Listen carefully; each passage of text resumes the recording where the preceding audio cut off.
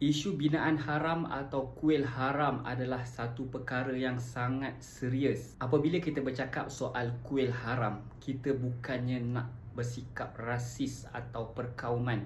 Kita bercakap soal undang-undang, bagaimana ada satu bangunan atau binaan yang boleh dibiarkan di atas tanah milik kerajaan atau milik individu atau milik sesiapa pun tanpa izin. Pihak berwajib seharusnya memandang perkara ini sebagai perkara yang sangat serius. PMX kata negara ini negara hukum, ada undang-undang, tetapi kenapa pihak berkuasa tidak menguatkuasakan undang-undang tersebut? Sebagai rakyat Malaysia, kita bertanggungjawab memastikan undang-undang dipatuhi. Kita sedia maklum perkara ini kalau tidak viral memang tidak akan ada tindakan.